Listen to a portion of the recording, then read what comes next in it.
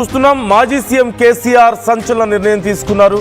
ABN ఆంధ్రజ్యోతిని BRS ban చేసింది. Party సమావేశాలు, press meet, జిల్లాల్లో సమావేశాలకు ఏబిఎన్ ఆంధ్రజ్యోతిని ఆహ్వానించొద్దని నిర్ణయం తీసుకుంది. పార్టీ ప్రధాన కార్యదర్శి సోమభారత్ పేరుతో ఒక లేఖను విడుదల చేసింది. టీవీ డిబేట్లో తక్కెళ్లపల్లి రవీందర్ రావుపై అనుచిత వ్యాఖ్యల నేపథ్యంలో బీఆర్ఎస్ ఈ కీలక నిర్ణయం తీసుకున్నట్లుగా తెలుస్తోంది. ఇప్పుడు బీఆర్ఎస్ తీసుకున్నటువంటి ఈ నిర్ణయానికి సంబంధించి ఇంకా ఏబిఎన్ రెస్పాండ్ అవ్వాల్సి ఉంది. మరి ఎలాంటి రెస్పాన్స్ వస్తుంది అనేది చాలా కీలకమైన విషయం. కానీ ఒక టీవీ డిబేట్స్కి లేదంటే పార్టీ కార్యక్రమాలకి ఒక న్యూస్ ఛానల్ని లేదంటే ఒక వార్తా పేపర్ని బ్యాన్ చేయడం అనేది కొత్త విషయమేం కాదు. గతంలో ఏపీలో వైసీపీ సైతం బ్యాన్ చేసింది ఏబిఎన్ని. ఇప్పుడు మనం చూస్తున్నాం చాలా సందర్భాల్లో ఈవెన్ సాక్షిని కూడా టీడీపీ బ్యాన్ చేయడం మనం చూసాం.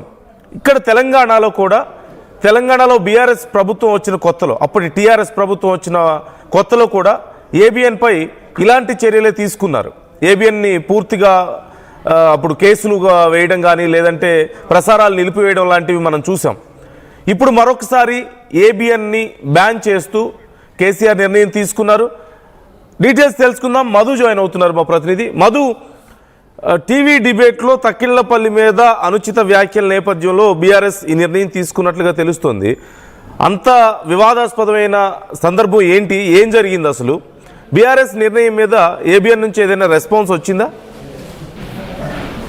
రాలేదు, కానీ నిన్న టీవీ డిబేట్ లో తక్కెళ్లపల్లి రవీందర్ రావు ఎమ్మెల్సీ ఆయన డిబేట్ లో పాల్గొంటున్న సందర్భంలో ఆయనను get out from my debate అనేటువంటిది, అంటే గెస్ట్ గా పిలిచారు వాళ్ళే. తర్వాత ఆయన చేసినటువంటి కొన్ని వ్యాఖ్యలకు సంబంధించి ఈ రకమైనటువంటి స్టేట్మెంట్ చేశారు. Get out from my debate అంటే అవమానించారు కావాలని అనేటువంటిది పార్టీ నిర్ణయం తీసుకోవడం జరిగింది.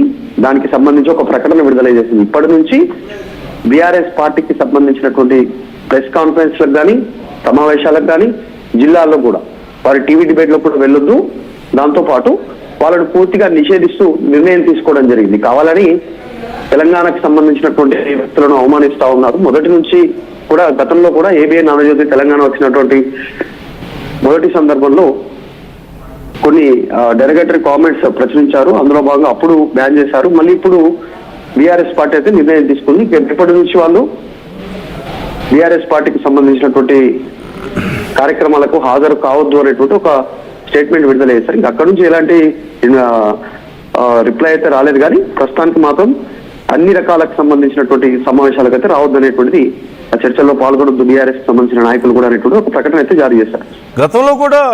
గతంలో టీఆర్ఎస్ వచ్చిన కొత్తలో కూడా ఏబిఎన్ మీద రిస్ట్రిక్షన్స్ మనం చూసాం కదా, ప్రసారాలు ఆపివేయడం, కేసులు వేయడం మనం చూసాం.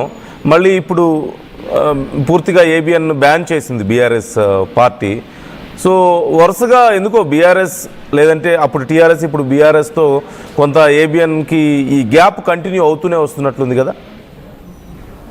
ఎగ్జాక్ట్లీ, అంటే కావాలనే అవమానిస్తున్నారు అనేటువంటిది బీఆర్ఎస్ బ్యాన్ విధించింది. ఇక్కడ నుంచి బీఆర్ఎస్ పార్టీకి సంబంధించిన అన్ని కార్యక్రమాలకు దూరంగా ఉండాలి. గ్యాప్ పెరుగుతూ పోతూనే ఉంది. ఈ మధ్య కాలంలో కూడా కొన్ని స్టేట్మెంట్స్ అంటే కేసీఆర్ గురించి కానీ పార్టీకి సంబంధించిన విషయంలో కానీ ఇలా కొన్ని అంశాల్లో బీఆర్ఎస్ ని కావాలని కార్నర్ చేస్తున్నారు. పతాక శీర్షికను వార్తలు ప్రచురిస్తా ఉన్నారు. బీఆర్ఎస్ కి నెగిటివ్ గా ఒక ఆంధ్ర సంబంధించినటువంటి పార్టీకి ఇక్కడ ఉన్నటువంటి రేవంత్ రెడ్డి కోసం, కొన్ని ముఖ్యమంత్రి కోసం ఇలాంటి స్టేట్మెంట్ చేస్తున్నారంటే అడపదడప బీఆర్ఎస్ పార్టీ నాయకులు చెప్తూ వస్తా ఉన్నారు.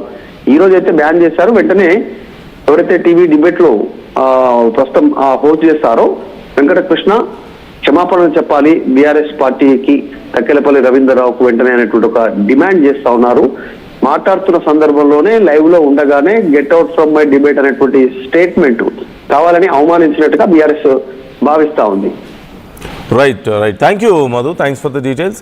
మొత్తం మీద ఒక డిబేట్లో కొంత హీట్ ఆఫ్ ది మూమెంట్లో డిబేట్ నుండి రవీందర్ రావుని get out from my debate అంటూ చాలా సీరియస్గా భావిస్తా ఉంది. Right. Thank you Madhu, thanks for the details. మొత్తం మీద ఒక డిబేట్లో కొంత హీట్ ఆఫ్ ది మూమెంట్లో డిబేట్ నుండి రవీందర్ రావుని get out from my debate అంటూ చాలా సీరియస్గా చెప్పడంతో ఆ హోస్ట్ ఆ విషయంలో బీఆర్ఎస్ అవమానించారు, మాకు క్షమాపణ చెప్పాలి అని డిమాండ్ చేస్తూ ఇప్పుడు బీఆర్ఎస్ నుంచి పూర్తిగా ఏబిఎన్ను బాయ్కాట్ చేశారు, బ్యాన్ చేశారు. సో బీఆర్ఎస్కి సంబంధించిన ఏ పార్టీ కార్యక్రమాలకు కానీ ప్రెస్ మీట్స్కి కానీ ఏబిఎన్ రావద్దు అంటూ బీఆర్ఎస్ చెప్పినట్లుగా తెలుస్తుంది. మరి దీనికి సంబంధించి ఇంకా ఏబిఎన్ రియాక్ట్ అవ్వాల్సి ఉంది. ఎలా రియాక్ట్ అవుతారు, మరి జరిగినటువంటి ఇన్సిడెంట్కి సంబంధించి ఏదైనా ఎక్స్ప్లెయిన్ చేసే ప్రయత్నం చేస్తారా, లేకపోతే ఈ బ్యాన్ని ఇలా కొనసాగించినా పర్వాలేదు అంటారా? చూద్దాం ఏం జరుగుతుందనేది. మీ అభిప్రాయాలను కూడా కామెంట్ చేసే ప్రయత్నం చేయండి. గతంలో కేసీఆర్ నేను చాలా మంచి మిత్రులం అని చెప్పేసి రాధాకృష్ణ అలాగే కేసీఆర్ మాట్లాడడాన్ని మనం చూసాం ఒక ఇంటర్వ్యూలో. ఆ తర్వాత టీఆర్ఎస్ ప్రభుత్వం వచ్చిన తర్వాత అప్పుడు టీఆర్ఎస్ నాయకులను నిర్దేశిస్తూ ఏబిఎన్లో ఇష్టం వచ్చినట్లుగా మాట్లాడారు, అవమానించేలా మాట్లాడారు, తక్కువ చేసి మాట్లాడారు అనే కారణంతో ఆ సమయంలో పెద్ద ఎత్తున చర్యలు తీసుకోవడం మనం చూసాం. కేసులు కానీ అలాగే ప్రసారాలు నిలిపివేయడం కానీ. ఇప్పుడు మరొకసారి తమ నాయకుడి గురించి ఇలా తక్కువ చేసి మాట్లాడడం, గెట్అవుట్ అనడం, అవమానించారు అన్న ఉద్దేశంతో ఇప్పుడు బీఆర్ఎస్ ఈ వ్యాఖ్యలు ఇలాంటి ఒక నిర్ణయం తీసుకుంది. మరి ఇది సార్ట్ అవుట్ అవుతుందా, లేకపోతే మాకేం పర్వాలేదు అన్నట్లుగా ఎవరికి వారు ఉంటారా అనేది చూడాలి. మీ అభిప్రాయాలను కూడా కామెంట్ చేసే ప్రయత్నం చేయండి ఈ అంశానికి సంబంధించి.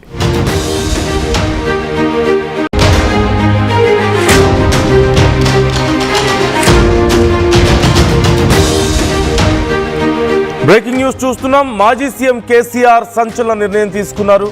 ఏబిఎన్ ఆంధ్రజ్యోతిని బీఆర్ఎస్ బ్యాన్ చేసింది. పార్టీ సమావేశాలు, ప్రెస్ మీట్, జిల్లాల్లో సమావేశాలకు ఏబిఎన్ ఆంధ్రజ్యోతిని ఆహ్వానించొద్దని నిర్ణయం తీసుకుంది.